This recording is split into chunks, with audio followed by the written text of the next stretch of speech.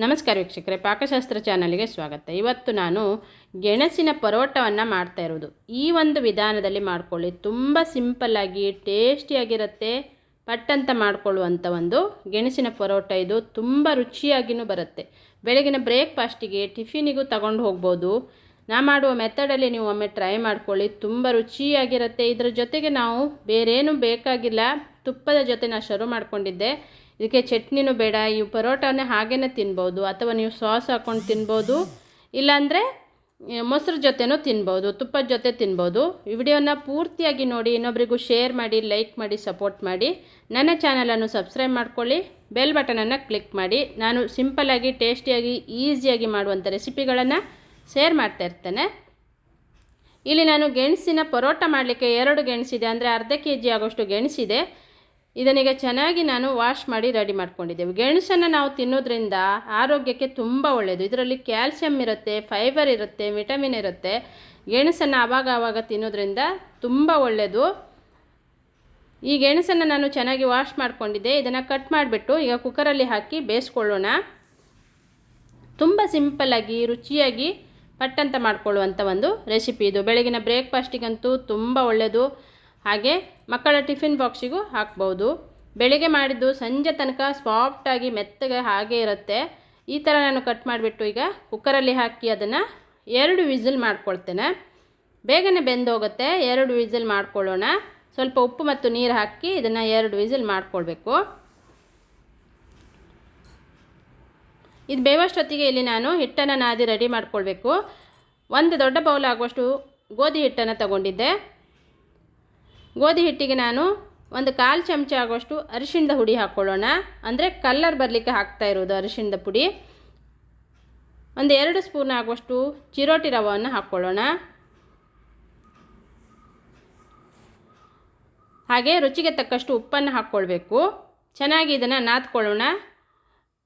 ಮತ್ತು ಅರ್ಧ ಸ್ಪೂನ್ ಆಗುವಷ್ಟು ಅಜ್ವಾನ ಇಲ್ಲ ಅಥವಾ ಓಂ ಕಾಳನ್ನು ಹಾಕಿದೆ. ಕೈಯಲ್ಲಿ ಸ್ವಲ್ಪ ಸ್ಮ್ಯಾಕ್ಸ್ ಮಾಡಿಬಿಟ್ಟು ಹಾಕ್ಕೊಳ್ಬೇಕು. ಈಗ 1 ಸ್ಪೂನ್ ಆಗುವಷ್ಟು ಎಣ್ಣೆನೂ ಕೂಡ ಹಾಕಿದ್ದೆ ನಾನಿಲ್ಲಿ. ಇದನ್ನು ಚೆನ್ನಾಗಿ ಈಗ ಮಿಕ್ಸ್ ಮಾಡಿಕೊಂಡು ಸ್ವಲ್ಪ ನೀರು ಹಾಕಿ ಇದನ್ನು ನಾದ್ಕೊಂಡು ಒಂದು ಅರ್ಧ ಗಂಟೆ ಸೈಡಲ್ಲಿ ಇಟ್ಕೊಳ್ಬೇಕು.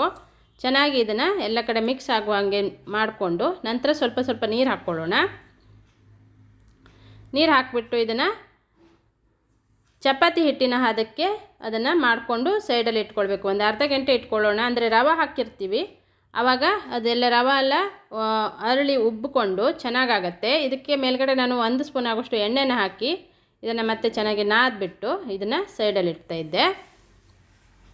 ಚಪಾತಿ ಹಿಟ್ಟಿನಕ್ಕಿಂತ ಸ್ವಲ್ಪ ಮೆತ್ತಗಿದ್ರೆ ಸಾಕು, ಅಂದರೆ ರವೆ ಹಾಕಿರೋದ್ರಿಂದ ಆಮೇಲೆ ದಪ್ಪವಾಗುತ್ತೆ ಇದು. ಇಲ್ಲಿ ಗೆಣಸು ಬೆಂದಿದೆ ನೋಡಿ, 2 ವಿಸಿಲ್ ಮಾಡ್ಕೊಂಡಿದ್ದೆ. ಇದು ಮೇಲ್ಗಡೆ ಸಪ್ಪೆನೆಲ್ಲ ತಕ್ಕೊಳ್ಳೋಣ. ಈಗ ಸಪ್ಪೆಲ್ಲ ತೆಗೆದ್ಬಿಟ್ಟು ಚೆನ್ನಾಗಿ ಇದನ್ನು ಸ್ಮ್ಯಾಕ್ಸ್ ಮಾಡ್ಕೊಳ್ಬೇಕು. ನೀವು ಮಿಕ್ಸಿ ಬೌಲಲ್ಲಿ ಹಾಕಿನೂ ಸ್ಮ್ಯಾಕ್ಸ್ ಮಾಡ್ಕೊಳ್ಬೋದು. ನಾನು ಕೈಯಲ್ಲಿನೇ ಚೆನ್ನಾಗಿ ಮ್ಯಾಕ್ಸ್ ಮಾಡ್ಕೊಂಡಿದ್ದೆ. ತುಂಬ ಮೆತ್ತಗಾಗಿ ಬೆಂದಿದೆ ಇದು. ಇಲ್ಲಾಂದರೆ ನೀವು 2 ವಿಸಿಲ್ ಇಲ್ಲಾಂದರೆ 3 ವಿಸಿಲ್ ಮಾಡಿಕೊಂಡ್ರೆ ತುಂಬ ಮೆತ್ತಗಾಗತ್ತೆ. ಆವಾಗ ಕೈಯಲ್ಲೇ ಸ್ಮ್ಯಾಕ್ಸ್ ಮಾಡ್ಕೊಳ್ಬೋದು, ತುಂಬ ಚೆನ್ನಾಗಾಗತ್ತೆ. 1 ಸ್ಪೂನ್ ಆಗುವಷ್ಟು ಗರಂ ಮಸಾಲೆ ಹುಡಿ, 2 ಸ್ಪೂನು ಅಚ್ಕಾರದ ಪುಡಿ ಹಾಕಿದ್ದೆ. ಜೀರಿಗೆ ಪುಡಿ ಮತ್ತು ಧನಿಯಾ ಪುಡಿಯನ್ನು ಹಾಕಿದ್ದೆ ನಾನಿಲ್ಲಿ. ಚೆನ್ನಾಗಿ ಇದನ್ನು ಎಲ್ಲವನ್ನು ಹಾಕಿ ಚೆನ್ನಾಗಿ ಮಿಕ್ಸ್ ಮಾಡ್ಕೊಳ್ಳೋಣ. ನಾವು ಗೆಣಸಿಗೆ ಉಪ್ಪು ಹಾಕಿ ಬೇಯಿಸಿರೋದ್ರಿಂದ ಉಪ್ಪು ಹಾಕೋ ಅವಶ್ಯಕತೆ ಇರೋದಿಲ್ಲ. ಇಲ್ಲಾಂದರೆ ನೀವು ಉಪ್ಪು ಹಾಕಿನೇ ನಾದ್ಕೊಳ್ಬೇಕು. ಇದನ್ನು ಚೆನ್ನಾಗಿ ಕಲಿಸ್ಕೊಳ್ಬೇಕು. ಈಗ ಕಲಿಸಿದ್ದು ರೆಡಿಯಾಗಿದೆ. ಹಿಟ್ಟು ಕೂಡ ಅರ್ಧ ಗಂಟೆ ನೆನೆದಿದೆ ಚೆನ್ನಾಗಿ. ಈಗ ಸಣ್ಣ ಉಂಡೆಗಳನ್ನಾಗಿ ಮಾಡ್ಕೊಂಡಿದ್ದೆ ನೋಡಿ. ಇದನ್ನು ಮಣೆಯಲ್ಲೇ ಲಟ್ಸ್ಕೊಳ್ಳೋಣ. ಅಂದರೆ ಸ್ವಲ್ಪ ಎಣ್ಣೆನ ಹಾಕಿ ಇದನ್ನು ಲಟ್ಸ್ಕೊಳ್ತಾ ಇರೋದು. ಸಣ್ಣ ಚಪಾತಿ ಆಕಾರದಲ್ಲಿ ಮಾಡ್ಕೊಳ್ಬೇಕು. ಎಣ್ಣೆ ಹಾಕಿಬಿಟ್ಟು ಇದನ್ನು ಲಟ್ಸ್ಕೊಳ್ಳೋಣ. ಅಥವಾ ನೀವು ಹಿಟ್ಟನ್ನು ಹಾಕಿನೂ ಲಟ್ಸ್ಕೊಳ್ಬೋದು. ಈಗ ಸಣ್ಣ ಚಪಾತಿಗಳನ್ನಾಗಿ ಮಾಡಿಕೊಂಡು ಅದರ ಒಳಗಡೆ ಈ ಒಂದು ಗೆಣಸಿನ ಹೂರಣವನ್ನು ಹಾಕ್ಕೊಳ್ಬೇಕು.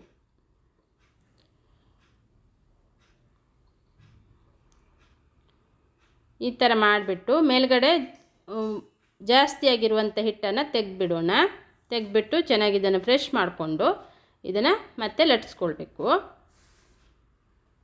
ನಾನು ಎಣ್ಣೆ ಹಾಕಿನೇ ಚಪಾತಿ ಮಣೆಗೆ ಎಣ್ಣೆ ಸವರ್ಕೊಂಡು ಲಟ್ಸ್ತಾ ಇರೋದು, ಅಥವಾ ನೀವು ಹಿಟ್ಟನ್ನು ಹಾಕಿನೂ ಕೂಡ ಲಟ್ಸ್ಕೊಳ್ಬೋದು. ಈ ಥರ ಮಾಡಿಬಿಟ್ಟು ಈಗ ತವನು ಚೆನ್ನಾಗಿ ಕಾದಿದೆ. ಇದನ್ನು ಬೇಯಿಸ್ಕೊಳ್ಳೋಣ. ಮೇಲ್ಗಡೆ ಸ್ವಲ್ಪ ತುಪ್ಪವನ್ನು ಹಾಕ್ಕೊಳ್ಳೋಣ. ತುಪ್ಪ ಇಲ್ಲಾಂದರೆ ಎಣ್ಣೆನೂ ಹಾಕ್ಕೊಳ್ಬೋದು. ಎಲ್ಲ ಕಡೆ ಸವರ್ಕೊಳ್ಬೇಕು. ಎರಡು ಕಡೆ ಚೆನ್ನಾಗಿ ಇದನ್ನು ಬೇಯಿಸ್ಕೊಳ್ಬೇಕು. ತುಂಬ ಚೆನ್ನಾಗಾಗುತ್ತೆ, ತುಂಬ ಟೇಸ್ಟಿಯಾಗಿರುತ್ತೆ. ಇದಕ್ಕೆ ಬೇರೇನೂ ಬೇಡ. ಮೊಸರು ಜೊತೆನೂ ತಿನ್ಬೋದು, ತುಪ್ಪದ ಜೊತೆ ತಿನ್ಬೋದು, ಅಥವಾ ನೀವು ಹಾಗೇನೂ ತಿನ್ಬೋದು. ಅಷ್ಟು ರುಚಿ ಕೊಡುತ್ತೆ, ಅಷ್ಟು ಟೇಸ್ಟಿಯಾಗಿ ಬರುತ್ತೆ. ಎರಡು ಕಡೆ ಇದನ್ನು ತುಪ್ಪ ಹಾಕಿ ಎರಡು ಕಡೆ ಬೇಯಿಸ್ಕೊಳ್ತಾ ಇದ್ದೆ ನೋಡಿ. ನೋಡಲಿಕ್ಕೆ ಚೆನ್ನಾಗಿ ಕಾಣ್ತಿದೆ. ಸೂಪರ್ ಆಗಿರುವಂಥ ಗೆಣಸಿನ ಪರೋಟನೂ ರೆಡಿ ಆಗ್ತಾ ಇದೆ. ನೀವು ಒಮ್ಮೆ ಟ್ರೈ ಮಾಡಿ. ಹಾಗೆ ಕಮೆಂಟ್ ಬಾಕ್ಸಲ್ಲಿ ಕಮೆಂಟನ್ನು ತಿಳಿಸಿ. ಎರಡು ಕಡೆ ಚೆನ್ನಾಗೇ ಬೆಂದಿದೆ. ಇದನ್ನು ತೆಗೆದಿಟ್ಕೊಳ್ಳೋಣ. ಅದೇ ರೀತಿ ಇನ್ನೊಂದು ಪರೋಟವನ್ನು ನಾನು ಮಾಡ್ತಾಯಿದ್ದೆ ನೋಡಿ. ಅದರ ಮೇಲ್ಗಡೆನೂ ತುಪ್ಪವನ್ನು ಹಾಕ್ಕೊಳ್ಳೋಣ. ಹಾಕ್ಬಿಟ್ಟು ಎರಡು ಕಡೆ ಚೆನ್ನಾಗಿ ಇದನ್ನು ಬೇಯಿಸ್ಕೊಂಡ್ರೆ ಆಯಿತು. ತುಂಬ ಸಿಂಪಲ್ಲಾಗಿ ಟೇಸ್ಟಿಯಾಗಿರುವಂಥ ಗೆಣಸಿನ ಪರೋಟ ರೆಡಿಯಾಗಿದೆ ವೀಕ್ಷಕರೇ. ನಾನು ತುಪ್ಪದ ಜೊತೆ ಸರ್ವ್ ಮಾಡ್ಕೊಂಡಿದ್ದೆ. ನೀವು ಮೊಸರು ಜೊತೆನೂ ಸರ್ವ್ ಮಾಡ್ಕೊಳ್ಬೋದು, ಅಥವಾ ಹಾಗೇನೂ ತಿನ್ಬೋದು. ಇದನ್ನು ತುಂಬ ರುಚಿಯಾಗಿ ಬರುತ್ತೆ, ತುಂಬ ಸಾಫ್ಟಾಗಿರುತ್ತೆ. ನನ್ನ ಚಾನಲನ್ನು ಸಬ್ಸ್ಕ್ರೈಬ್ ಮಾಡ್ಕೊಳ್ಳಿ. ವಿಡಿಯೋನ ಇನ್ನೊಬ್ಬರಿಗೂ ಶೇರ್ ಮಾಡಿ, ಲೈಕ್ ಮಾಡಿ, ಸಪೋರ್ಟ್ ಮಾಡಿ. ವಿಡಿಯೋನ ಪೂರ್ತಿಯಾಗಿ ನೋಡಿದ್ದಕ್ಕೆ ಥ್ಯಾಂಕ್ ಯು.